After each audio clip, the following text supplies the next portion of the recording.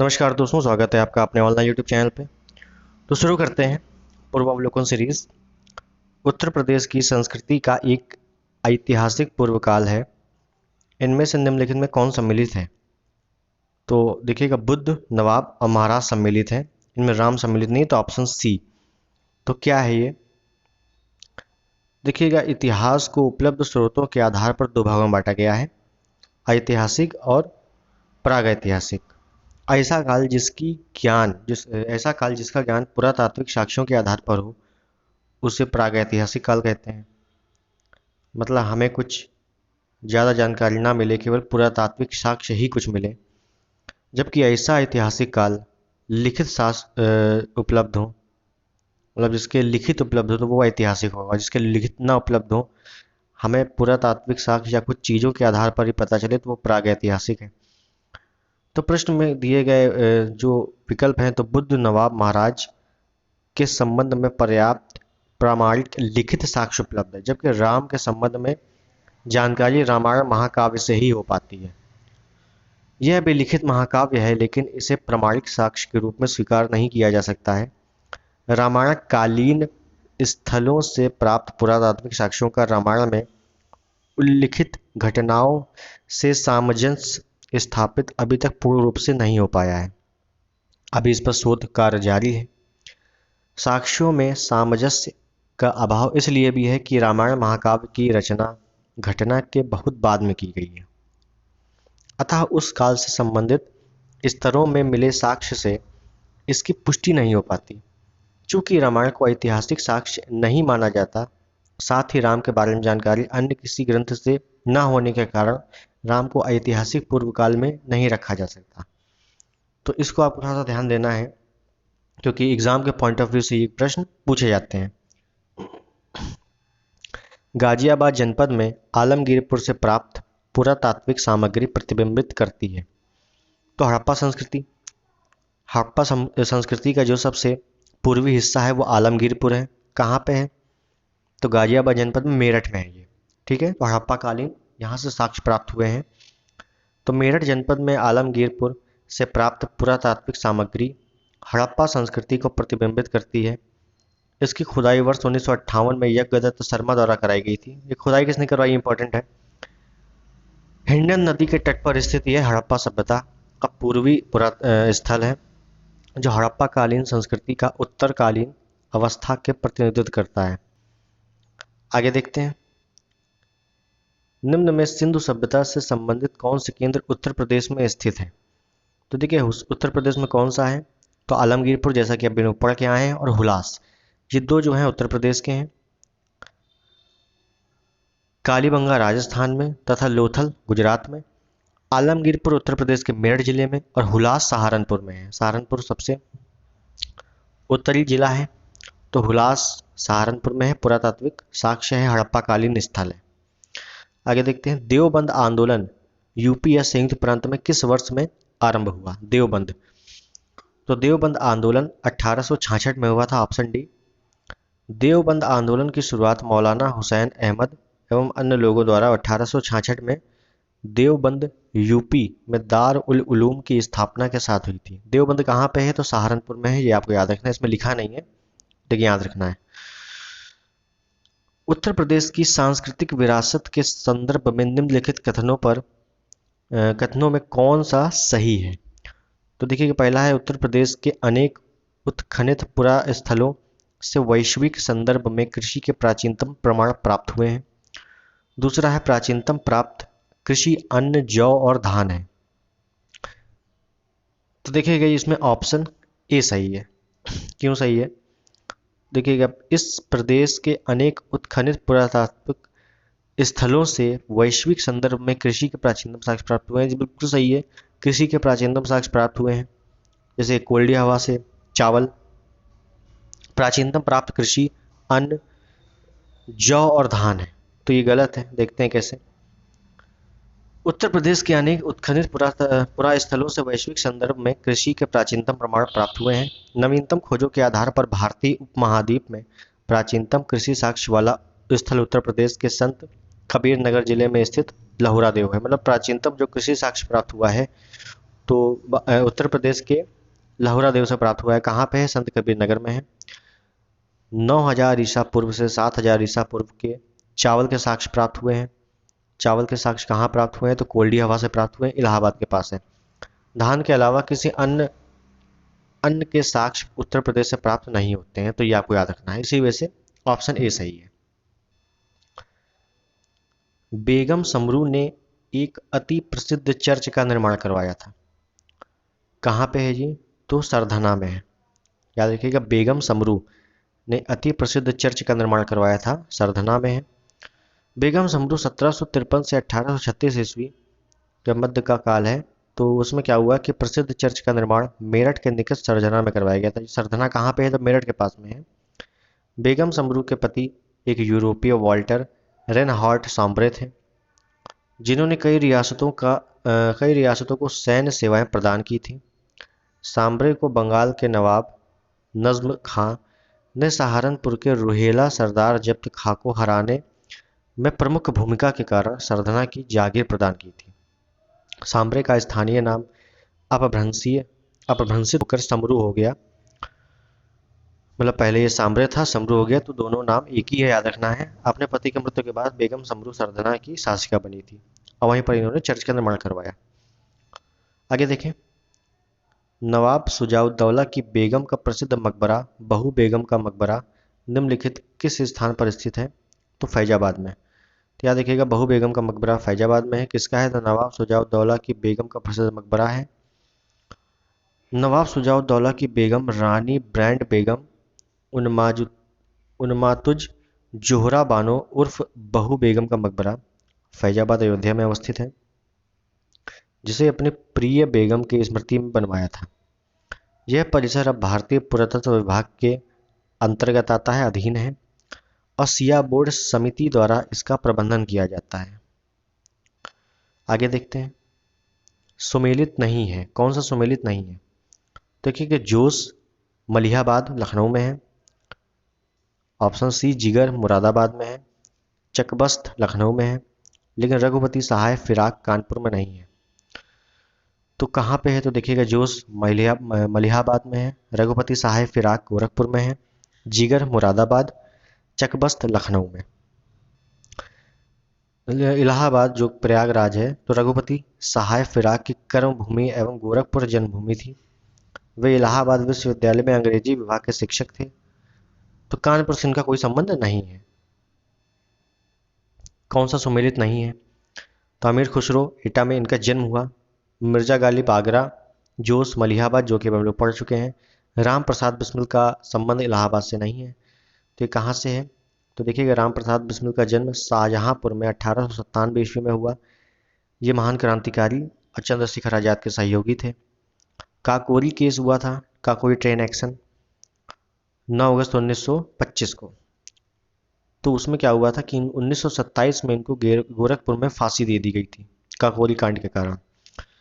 अमीर खुसरो का जन्म 1253 में पटियाली एटा में हुआ था। तो जिसे वर्तमान में पटियाली को कासगंज कहते हैं।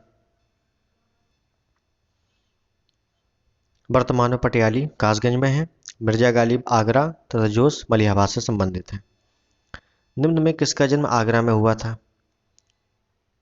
तो मीर और गालिब। देखिए, गालिब हम लोग पढ़ के आ रहे हैं, जो कि आगरा में हुआ था। मीर का भी जन्म आगरा में हुआ था। तो ए और डी दोनों इसके जो ऑप्शन सही हैं। और यूपी आर में ये निरस्त परीक्षा है 2016 की। भारत सरकार के संस्कृति मंत्रालय ने आज़ादी का अमृत महोत्सव के एक अंग के रूप में जून 2021 में शहीद राम प्रसाद बिस्मिल की जयंती उत्तर प्रदेश के निम्नलिखित किस स्थान पर मनाएगी? तो देखिए, शाहजहांपुर में। शाहजहांपुर में उनका जन्म हुआ था, इस वजह से उनकी जयंती शाहजहांपुर में मनाई गई। ज़्यादा इंपॉर्टेंट नहीं है। आगे देखते हैं, इलाहाबाद स्थित एल्फ्रेड पार्क का पुनः नामकरण किया गया है, किस नाम से? तो चंद्रशेखर आजाद नाम से। क्योंकि इलाहाबाद स्थित जो एल्फ्रेड पार्क है, उसी पे चंद्रशेखर आजाद ने अंग्रेजों का सामना किया था और खुद को गोली मार ली थी, आप लोगों को पता होगा। तो इलाहाबाद एल्फ्रेड पार्क में है। एल्फ्रेड पार्क इलाहाबाद में स्थित है। स्वतंत्रता संग्राम के दौरान ब्रिटिश पुलिस एवं भारतीय क्रांतिकारियों के मुठभेड़ के लिए प्रसिद्ध है। इस पार्क में ब्रिटिश पुलिस एवं चंद्रशेखर आजाद के मध्य मुठभेड़ हुई। जब चंद्रशेखर आजाद की पिस्तौल में मात्र एक गोली बची थी, तो ब्रिटिश पुलिस द्वारा जिंदा न पकड़े जाने के लिए उन्होंने अपनी कनपटी पर गोली दाग दी और शहीद हो गए। स्वतंत्रता के बाद इस पार्क का पुनः नामकरण चंद्रशेखर आजाद के नाम पर पड़ा है। तो इसका नाम अल्फ्रेड पार्क का नाम क्या है? चंद्रशेखर आजाद पार्क है। मोतीलाल नेहरू बाल संग्रहालय कहाँ पे है? लखनऊ में है। 1957 में इसकी स्थापना की गई थी। भारत कला भवन संग्रहालय कहाँ पे है? तो वाराणसी बनारस में है। भारत कला भवन याद रखिएगा, भारत कला भवन वाराणसी में है। इसकी स्थापना 1920 में राय कृष्ण दास द्वारा की गई थी। चित्रकला का विकास में इसका महत्वपूर्ण योगदान है। कौन सुमेलित नहीं है? तो विंध्याचल मिर्जापुर है, देवा शरीफ बाराबंकी, हस्तिनापुर मेरठ, श्रृंगवेरपुर फैजाबाद। तो श्रृंगवेरपुर फैजाबाद गलत है, बाकी सब हस्तिनापुर जो है मेरठ के क्षेत्र में है, देवा शरीफ बाराबंकी में है, विंध्याचल मिर्जापुर के क्षेत्र में है, श्रृंगेरपुर जो है इलाहाबाद जिले में स्थित है, ये फैजाबाद में नहीं है।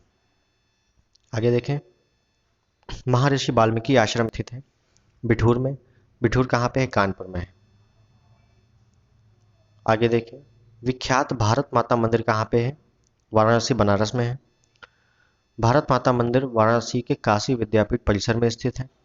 इसका निर्माण बाबू शिव प्रसाद गुप्त तथा शुभारंभ महात्मा गांधी द्वारा वर्ष 1936 में किया गया था। मतलब महात्मा गांधी ने इसका शुभारंभ किया था 1936 में।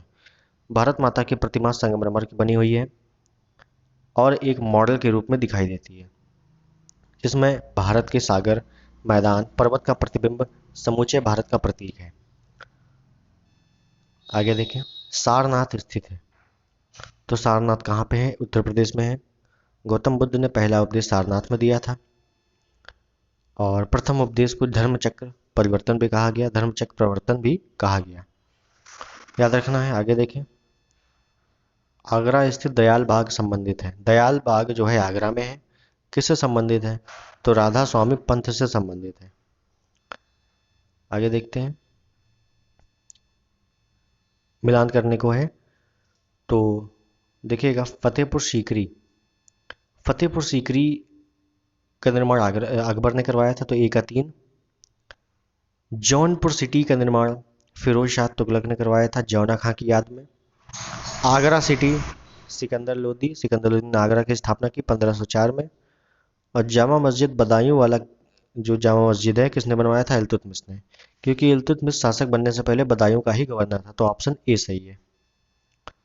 आगे देखते हैं, चुनारगढ़ के अनूप वेदिका है जिसकी चुनारगढ़ में अनूप वेदिका है जिनकी कौन है? तो भर्तहरि। चुनारगढ़ पूर्वी उत्तर प्रदेश के चुनार में स्थित है। 3400 वर्ग गज में फैले इस गढ़ के अंदर सोनवा मंडप, वामन खंबा, सौर घड़ी तथा भर्तहरि की समाधि आदि दर्शनीय विरासतें हैं। आगे देखते हैं, मिलान करने को है फिर तो कनक भवन कहाँ पे है? कनक भवन अयोध्या में है। कामदगिरी पर्वत चित्रकूट में है। कालिंजर दुर्ग बांदा में है और देवा शरीफ बाराबंकी में है। तो ऑप्शन बी। आगे देखते हैं, फिर मिलान करने को है, चौरासी गुम्बद जालौन में है।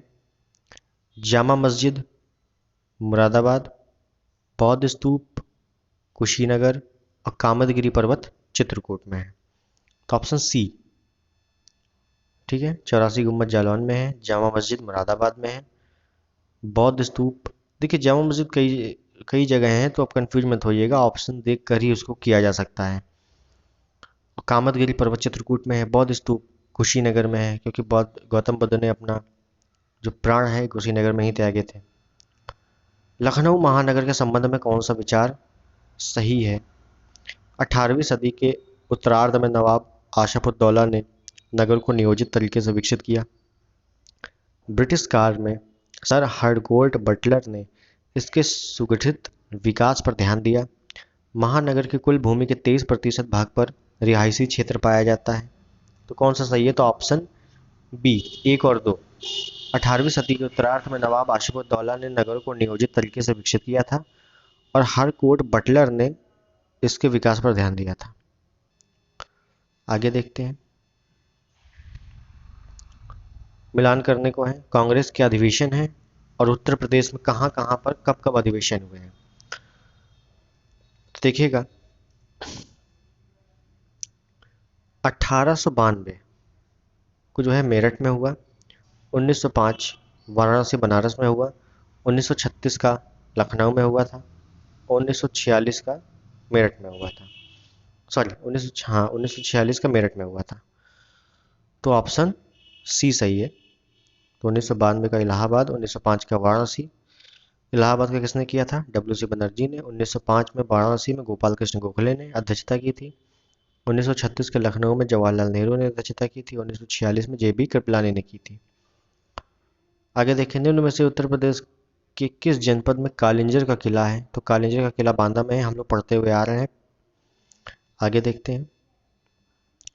उत्तर प्रदेश के बांदा जिले में स्थित कालिंजर का किला बुंदेलखंड का ऐतिहासिक और सामरिक दृष्टि से महत्वपूर्ण किला था। प्राचीन काल में यह जेजाग मुक्ति साम्राज्य के अधीन था। 1569 ईस्वी में अकबर ने इस किले को जीत लिया और बीरबल को उपहार स्वरूप प्रदान किया था। तो ये आपको याद रखना है। आगे देखें, मिलान करने को है।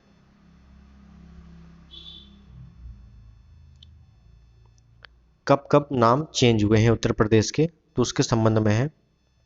तो देखिएगा, उत्तर पश्चिम 1836 पड़ा, आगरा और अवध संयुक्त प्रांत 1902 में, संयुक्त प्रांत 1937 में, उत्तर प्रदेश 1950 में, 24 जनवरी 1950। तो 24 जनवरी को ही उत्तर प्रदेश दिवस मनाया जाता है। उत्तर प्रदेश दिवस किस तारीख को मनाया जाता है? तो 24 जनवरी। देखिए सेम क्वेश्चन आ गया। तो 24 जनवरी 1950 को उत्तर प्रदेश नाम पड़ा था, इस वजह से 24 जनवरी को ही उत्तर प्रदेश दिवस मनाया जाता है। और ये पिछले साल ही पूछा गया प्रश्न है यूपीपीसीएस में। तो प्रश्न यहीं पर समाप्त होते हैं। प्रीवियस ईयर क्वेश्चन की श्रृंखला चलती रहेगी, तो आप लोग सब्सक्राइब कर लीजिए चैनल को। मिलते हैं अगले वीडियो में। धन्यवाद।